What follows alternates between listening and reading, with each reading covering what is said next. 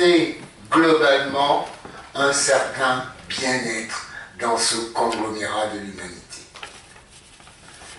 Chers amis, nous sommes devant beaucoup d'épreuves et nous ne faisons que ce que nous pouvons avec toutes nos forces, toutes nos volontés.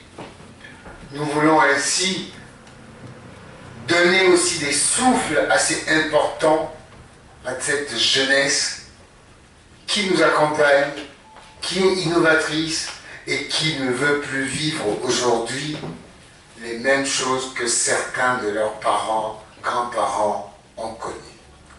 J'appelle donc Mademoiselle Da Fonseca pour aussi nous donner et nous faire partager l'esprit de l'entrepreneuriat à la jeunesse.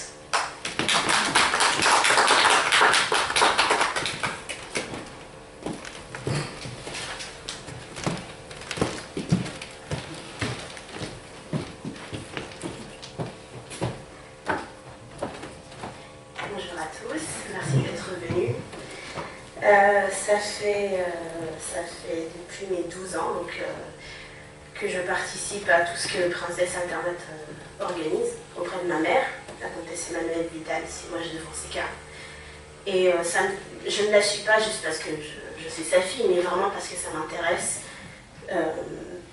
Je suis quelqu'un qui s'engage beaucoup et qui a conscience que la transmission culturelle ou autre est importante.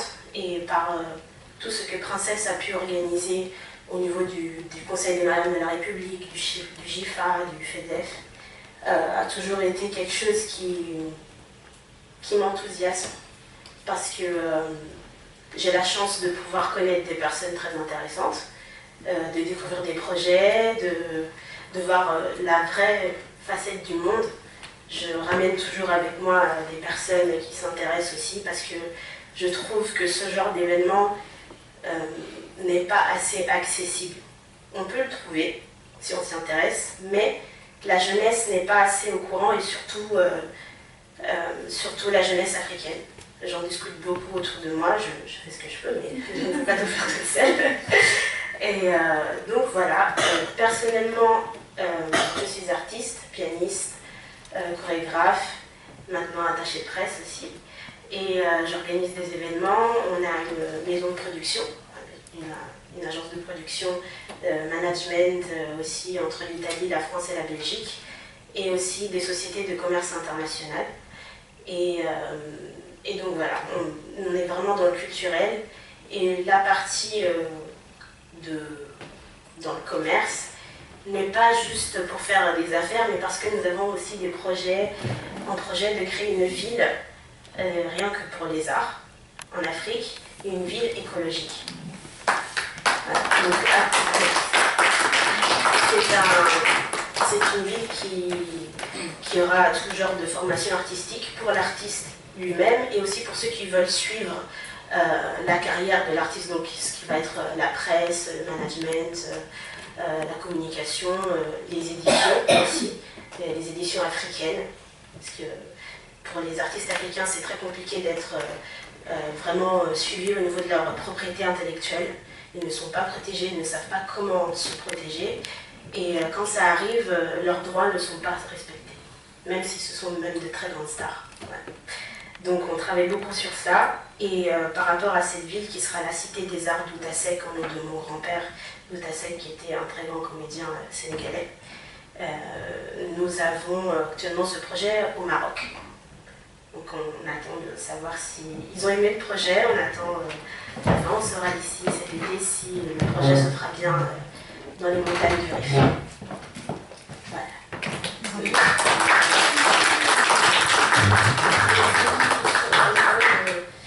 De tout ce qui est aussi de développement durable, on fait de l'accompagnement de projets et en ce moment on a beaucoup de femmes qui décident de changer de métier, elles étaient vendeuses ou travaillaient en mairie, et qui décident de revenir sur quelque chose qui nous est propre en Afrique, sur le fait d'être vraiment proche de la nature.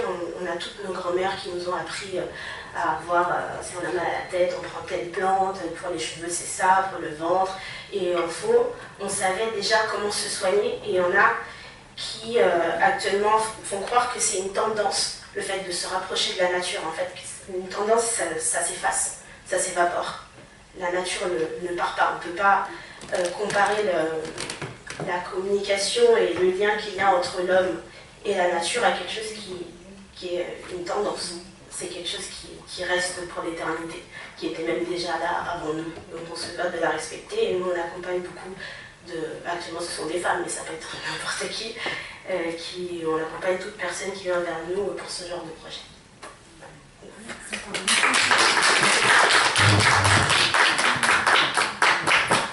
Je vous remercie, Mademoiselle Da Fonseca, et ces novateurs, cette jeunesse qui s'éveille, qui ne s'endormira plus, et qui ne laissera plus passer tout ce qui peut l'intéresser et tout ce qui peut être autour d'elle. Mais il faut savoir faire de la bonne captation, parce que c'est celle-ci qui permettra à ce que l'on se nourrisse soi-même de bien d'ondes positives.